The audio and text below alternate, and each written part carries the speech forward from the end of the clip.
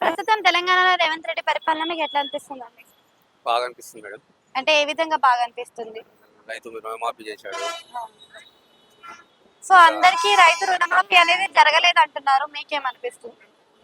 ఆయన వల్ల కొన్ని పెండింగ్ ఉన్నట్టే కొన్ని చేస్తున్నాడుగా మళ్ళీ ఇంకా ఆ. అది.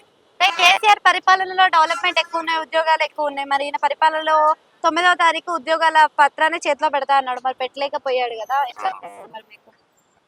రేవంత్ రెడ్డి ఉద్యోగాలు ఇచ్చాడుగా మేడం, బాగానే ఇచ్చాడు కదా. ఇప్పుడు కేసీఆర్ కన్నా బాగానే ఇచ్చాడు కదా ఉద్యోగాలు కూడా. అంటే అది ఇంతకు ముందు సైన్ అయిన సైన్ ఉద్యోగాలు. అయినాయి కానీ ఇక అది ఆలోచించారుగా మేడం పబ్లిక్. రేవంత్ రెడ్డి ఇచ్చిన రేవంత్ రెడ్డి ఇంకా కేసీఆర్ బాగా చేశాడు, చేయలేదని కదా. కేసీఆర్ చాలా బాగా చేశాడు. ఓకే. హైదరాబాద్ చాలా డెవలప్ చేశాడు. అసలు ఆయనకి ఈయనకి తేడా అంటే ఏం చెప్తారు?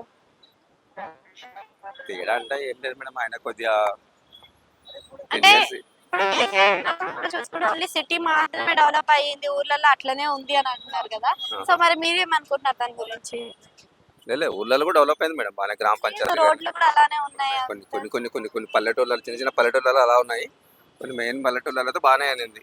కేసీఆర్ రేవంత్ రెడ్డి పరిపాలన కన్నా రేవంత్ రెడ్డి కేసీఆర్ పరిపాలన చాలా బాగా అనిపించింది. అంటే టైం కాలేదు కాబట్టి 1 year అయింది కాబట్టి ఇంకా మనం టైం ఉంది కదా. గత ప్రభుత్వంలో చూసాం కదా జిహెచ్ఎంసీ పరిస్థితి ఎలా ఉందో వర్షాలకి.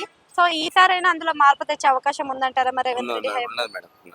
హైడ్రా అంటాడు కదా, హైడ్రా వల్ల మనకు ఉపయోగం ఉంది అలా, కానీ కొంతమంది నష్టం ఉంది కానీ ఉపయోగం ఎక్కువ ఉంటుంది అలా, కొద్దిగా టైం పడుతుంది అంతే.